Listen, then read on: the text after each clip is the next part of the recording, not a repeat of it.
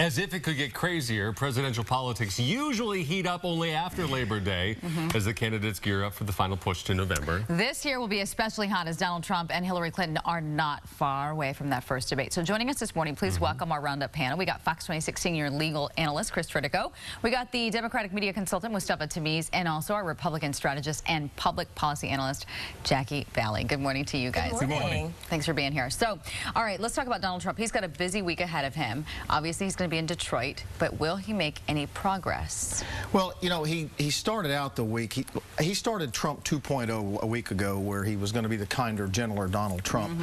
And it worked for about a week. And he went to Mexico, looked pretty good for the day, came back, made a very caustic speech in Phoenix that cost him two of his Hispanic advisors openly left his board, saying that we can no longer support him. Right. What Donald Trump's problem is he roves back and forth from being a kinder, gentler Donald Trump to a caustic Donald Trump.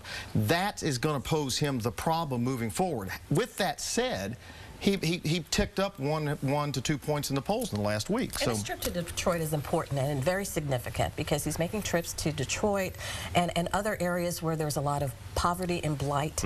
We saw the worst month for Chicago, black-on-black crimes, and he's really honing in on that message to the African-American community, because as much as the African-American community has come out for the Democratic Party, their lives have not changed for the better, and he's really doubling down on that message. Mustafa, have you seen anything from the Trump campaign that makes you stand up and say, oh, that's going to be a problem for us, the Democratic side? Well, look, I don't think this election is about Democrat versus Republican. This is about who we are as Americans.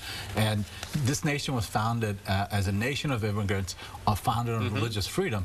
And now what Donald Trump is talking about is people should look a certain way and people should believe a certain way. And that's not who we are as Americans. What did you all think about the visit? Or you wanted to chime in? Go ahead, Jackie. Well, I think the immigration policy, that's very personal to me, because I came here with my parents, and they did it legally. And so every time we talk about illegal immigration, it's very troubling. With his speech, and especially his trip to Mexico, I thought that was very bold, because he did acknowledge, look, this is our friend, we're going to have to work together. There were some things that both the president of Mexico and he agreed on, and some things they disagreed on. But his speech specifically is one of the best policy, from a policy perspective, one of the best policy speeches you've seen from a presidential candidate in a long time. We can't very see your specific. eyes roll on camera there. Very specific. He talked about 300,000 crimes committed by illegals. He talked about if he were elected, he would have 5,000 new border agents.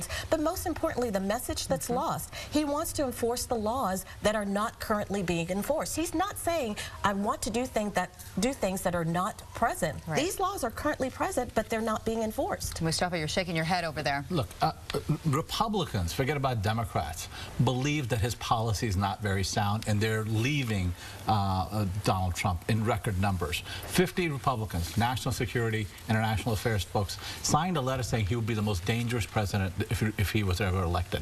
This is serious. This is about the future of our nation, and what Donald Trump is saying is dividing us and is tearing the fabric of our nation, and we shouldn't allow it. And yet he's rising in the polls. All right.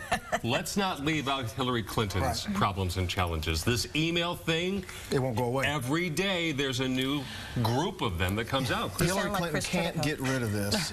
She can't get rid of the problem, and this is of her own making. And the reason she can't get rid of the problem is because she didn't get ahead of it 2 years ago.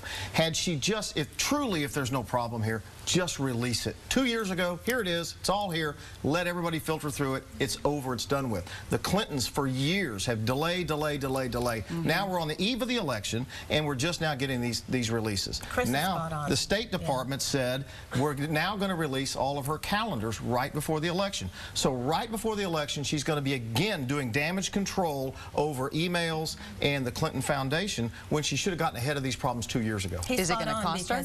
Well, yes, you've seen the difference in the polls.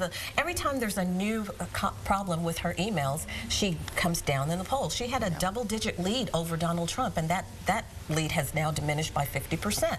And he's very much correct. She has not done a press conference. Would you say or she that has again? not. I know. I need to keep repeating that.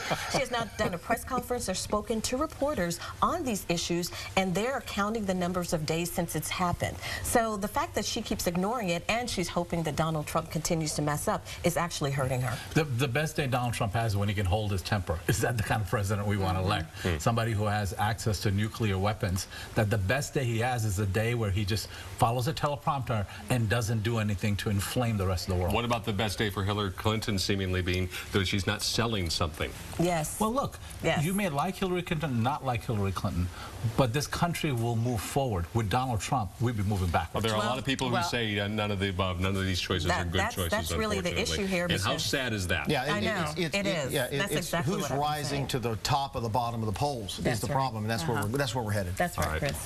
Guys, thank you all. We Yeah. appreciate the Chris wisdom Mustafa, as Jackie, always. Thank thanks for you. coming in.